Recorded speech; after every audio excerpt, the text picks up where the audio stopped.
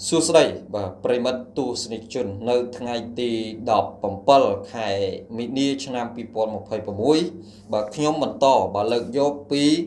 សហរដ្ឋអាមេរិកនិងអ៊ីស្រាអែលកំពុងផុងខ្លួននៅក្នុងតំបន់មជ្ឈិមបូព៌ាបាទប្រេងឡើងថ្លៃអ៊ីរ៉ង់គ្រប់គ្រងច្រកសមុទ្រហូមូសកងម៉ារីនអាមេរិក2500នាក់ឡើងកោករួចឬក៏មិនរួចចឹងសង្គ្រាម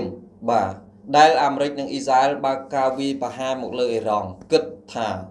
ស្រួលស៊ីបើគិតថា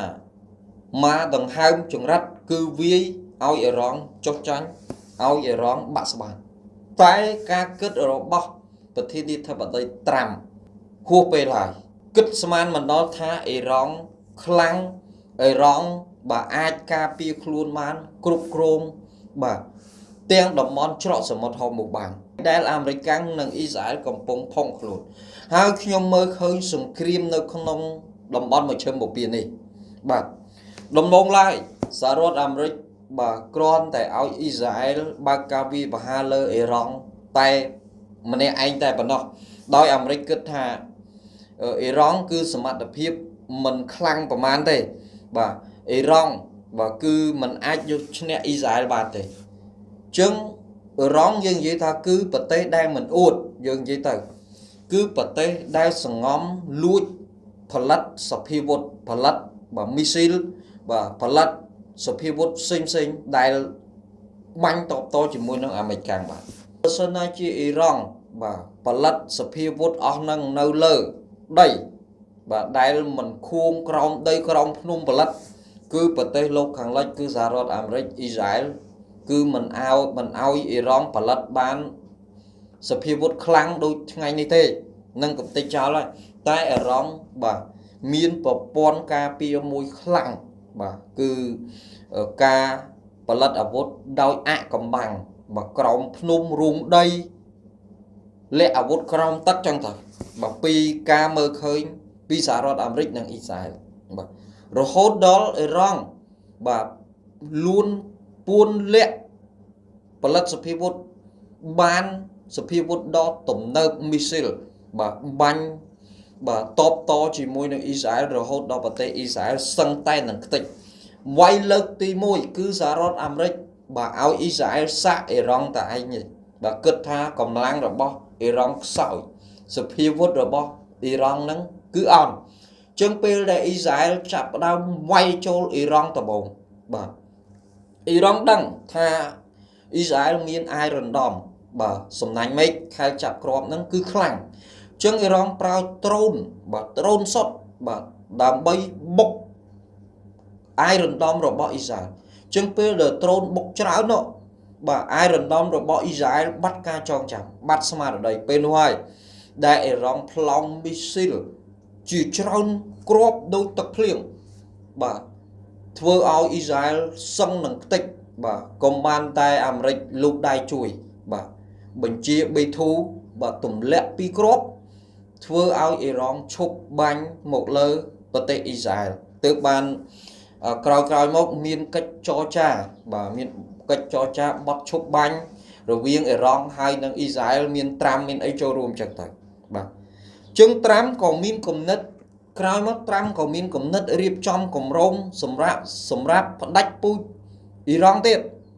បាទនិយាយរួមទៅគឺគោលបំណងត្រាំអ៊ីស្រាអែលគឺកំទេចបាទកម្មវិធីអាវុធនុយក្លេអ៊ែររបស់អ៊ីរ៉ង់ចឹងអ៊ីរ៉ង់មិនព្រមទេដោយសារអីអ៊ីរ៉ង់ខំសន្សំផលិតយូរណាស់មកហើយប្រទេសផ្សេងក៏គេផលិតដូចកូរ៉េខាងជើងដូចអីចឹងទៅបាទក៏ផលិតដូចតែគ្នាហ្នឹងចឹងអ៊ីរ៉ង់ក៏ត្រូវការផលិតដើម្បីការពារប្រទេសជាតិរបស់ខ្លួនដែរបាទយើងមើលឃើញចំណុចនេះមិនមែនថាអ៊ីរ៉ង់អាក្រក់ទេចឹងអាមេរិកមិនចង់ឲ្យអ៊ីរ៉ង់បាទផលិតមីស៊ីលបរមាណូនុយក្លេអ៊ែរអស់ហ្នឹងទេព្រោះបើអារ៉ង់ផលិតវាគ្រោះថ្នាក់ដល់អាមេរិកយើងដឹងហ្នឹងព្រោះកន្លងមកអាមេរិកបានសម្លាប់មេដឹកនាំបាទក៏ដូចជាសម្ព័ន្ធមិត្តរបស់អ៊ីរ៉ង់ហ្នឹងជាច្រើនយើងដឹងហើយជាច្រើនសូម្បីតែមេដឹកនាំរបស់អ៊ីរ៉ង់ហ្នឹងក៏អាមេរិកសម្លាប់ដែរអាមេរិកសម្លាប់តាំងពីអូសាម៉ាប៊ីនឡាដេនសាដាមហ៊ូសេនអាមេរិកសម្លាប់មករហូតឲ្យតែសម្ព័ន្ធមិត្តរបស់អ៊ីរ៉ង់ក្រោកឈរខ្លាំងគឺអាមេរិកសម្លាប់ចោលហើយ ចំណុចនេះអាមេរិកចង់សម្លាប់ផ្ដាច់ពូជបាទមេដឹកនាំខ្លាំងរបស់អ៊ីរ៉ង់ហើយចង់កំទេចចោលកម្មវិធីនុយក្លេអ៊ែរបរមាណូបាទមីស៊ីលចឹងអ៊ីរ៉ង់អត់ព្រមទេអាហ្នឹងយើងមើលឃើញទាំងអស់គ្នាហើយបាទទៅក្រោយមកសហរដ្ឋអាមេរិកបានបើកការវាយប្រហារទ្រង់ទ្រាយធំមកលើអ៊ីរ៉ង់រហូតដល់ថ្ងៃទី17នេះបាទមិនទាន់ចប់ទេដោយសហរដ្ឋអាមេរិកគិតថាសហរដ្ឋអាមេរិកគឺជាបងធំហើយសភាវុធទំនើបបាទមានយន្តហោះបំបាំងកាយហើយកងទ័ពកម្លាំងទ័ពហ្នឹងគឺសម្បើមនៅក្នុងប្រទេសពិភពលោកក៏ដូចជាមជ្ឈមបូព៌ាដែលសហរដ្ឋអាមេរិកគិតស្មានមិនដល់ថាអ៊ីរ៉ង់ខ្លាំងដល់ថ្នាក់ហ្នឹងទប់សហរដ្ឋអាមេរិកបានដល់ថ្ងៃទី17នេះសហរដ្ឋអាមេរិកខ្ញុំមើលឃើញ2ចំណុចដែលចំណុចទី1ហ្នឹងបាទគឺសហរដ្ឋអាមេរិកមើលឃើញថាវាយជាមួយអ៊ីរ៉ង់ងាយស្រួលស៊ីផុយដោយសារអីសហរដ្ឋអាមេរិកមានសម្ព័ន្ធមិត្តបាទនៅក្នុងតំបន់មជ្ឈមបូព៌ាអញ្ចឹងប្រទេសណាក៏អាចឲ្យទ័ពអាមេរិកឈរជើងបានដែរបាទគ្រប់ប្រទេសវាមានប្រទេសតិចដែលមិនឲ្យទ័ពអាមេរិកឈរជើងដើម្បីពាត់វាយអ៊ីរ៉ង់បាទដែលអាមេរិកមើលឃើញចំណុចហ្នឹងថាស៊ីអ៊ីរ៉ង់ផុយបាទហើយមួយទៀតអាមេរិកគិតថាទ័ពឱកាសអាមេរិកលើអ៊ីរ៉ង់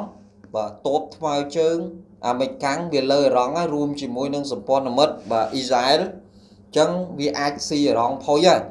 ក្នុងការវាយដើម្បីផ្ដួលបាទមេដឹកនាំខ្លាំងរបស់អ៊ីរ៉ង់ក៏ដូចជាអាចនឹងរហូតទៅកាន់កាប់ប្រេងរបស់អ៊ីរ៉ង់ព្រោះអ៊ីរ៉ង់ជាប្រទេសដែលនាំប្រេងចេញយ៉ាងសម្បើមចិនក៏ទិញប្រេងពីអ៊ីរ៉ង់ដែរហើយអ៊ីរ៉ង់មានច្រកសមុទ្រហូមូសដែលត្រូវដឹកប្រេងចែកចាយទៅកាន់ទីផ្សារពេញពិភពលោកអាមេរិកឃើញចំណុចនេះខ្លាំងបាទអាមេរិកវាយឈ្នះទី1អាមេរិកទទួលបានផលបាទអាមេរិកលែងហានិភ័យបាទពីកម្មវិធីអាវុធនុយក្លេអ៊ែរបរមាណូមីស៊ីលរបស់អ៊ីរ៉ង់មានន័យថាកំទេចបានហើយ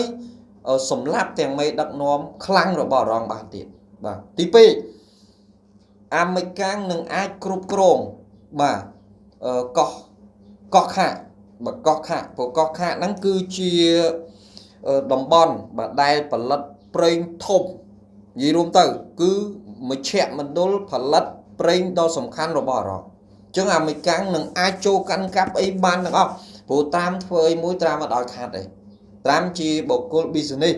អញ្ចឹងត្រាំអត់ឲ្យខាតទេត្រាំមើលឃើញចំណុចហ្នឹងថាវាយអ៊ីស្រាអែលមកដង្ហើម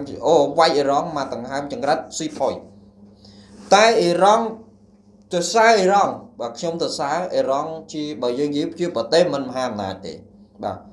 យើងនិយាយថាជាមេសាសនាអ៊ីស្លាមបាទអ៊ីរ៉ង់ជាម៉ែឪរបស់ប៉ាឡេស្ទីនសេរីអាកានីស្ថានប៉ាគីស្ថានអីហ្នឹងគឺគេហៅថាម៉ែឪហើយអញ្ចឹងអ៊ីរ៉ង់ឆ្លាត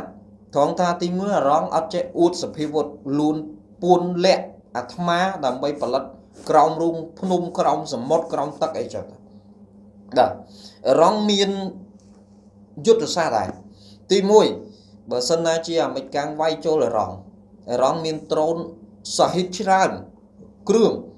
ដើម្បីវាយទម្លុះចូលសម្ព័ន្ធមិត្តនានាដែលអាមេរិកដាក់ទ័ពឈរជើងមានប្រទេសជាច្រើននៅក្នុងតំបន់មជ្ឈមបូព៌ាដែលអនុញ្ញាតឲ្យទ័ពអាមេរិកឈរជើងបាទមានដូចជាឌូបៃអីចឹងទៅអញ្ចឹងពេលដែលមានទ័ពអាមេរិកដូចឌូបៃហ្នឹងគឺអ៊ីរ៉ង់បានប្លង់មីស៊ីលបាទរហូតដល់បិទប្រលានយន្តហោះដ៏សំខាន់ឌូបៃបាទលានយន្តហោះពិភពលោកដែលធំនៅឌូបៃហ្នឹងបាទដូចជាយេម៉ែននេះហ្នឹងទូគីគឺឲ្យតែមានទ័ពអាមេរិកចូលជើងគឺអ៊ីរ៉ង់ផ្លោងទៅហើយ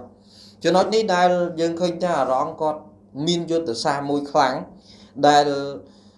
អាមេរិកព្យាយាមបាទដាក់ទ័ពនៅតាមបណ្ដាប្រទេសសម្ព័ន្ធមិត្តជាច្រើននៅក្នុងមជ្ឈមបូព៌ាតែអ៊ីរ៉ង់ព្យាយាមកំទេចប្រទេសសម្ព័ន្ធមិត្តរបស់អាមេរិកដែលអនុញ្ញាតឲ្យទ័ពអាមេរិកចូលជើងអញ្ចឹងពេលដែលអ៊ីរ៉ង់បានប្លង់មីស៊ីលឆេះអាគារបលៀនយន្តហោះបាទកន្លែងយោធា ប្រទេសមួយហ្នឹងចឹងប្រទេសមួយហ្នឹងនឹងអស់ទំនុកចិត្តជាមួយនឹងអាមេរិកនឹងឲ្យអាមេរិកដកទ័ពចេញវិញហើយចឹងរាល់ពេលដែលដកទ័ពចេញគឺអ៊ីរ៉ង់ឈប់បាញ់ផ្លោងហ្នឹងយើងឃើញចំណុចហ្នឹងចឹងអ៊ីរ៉ង់មានយុទ្ធសាស្ត្រមួយខ្លាំងដែលពមៀនអាមេរិកបានដូចគ្នាបាទទីមួយធ្វើឲ្យបណ្ដាប្រទេសមជ្ឈិមបូព៌ាដែលជាសម្ព័ន្ធមិត្តអាមេរិកអស់ជំនឿទុកចិត្តបាទចង់ដាក់ទ័ពអាមេរិកលែងឲ្យដាក់យើងដូចឌូបៃឈប់ឲ្យដាក់ទៅឈប់ឲ្យដាក់អ៊ីរ៉ង់ឈប់ផ្លោងមីស៊ីលចូលចឹងថាបាទជាងអាប្រទេសផ្សេងហ្នឹងដូចគ្នាបាទរាល់ដែលដកទ័ពអាមេរិកចេញឈប់ឲ្យដាក់ឈរជើងគឺអ៊ីរ៉ង់ឈប់បាញ់ទៅតែបើសិនណានៅតែអនុញ្ញាតឲ្យទ័ពអាមេរិកឈរជើងគឺអ៊ីរ៉ង់នឹងផ្លោងធ្វើឲ្យភ្លើងសង្គ្រាមនៅមជ្ឈិមបូព៌ានេះឆេះឡើងហើយចឹងរាល់ដែលពេលដែលភ្លើងសង្គ្រាមមជ្ឈិមបូព៌ាឆេះឡើងប្រទេសផ្សេងក្រៅពីមជ្ឈិមបូព៌ាវានឹងផ្ទុះឡើងទាំងអស់ចឹងសង្គ្រាមធំនឹងកើតឡើងនេះជាយុទ្ធសាស្ត្ររបស់អ៊ីរ៉ង់ដើម្បីធ្វើឲ្យអាមេរិកធ្លាក់ក្នុងភ្លើងសង្គ្រាមកាន់តែធ្ងន់បាទ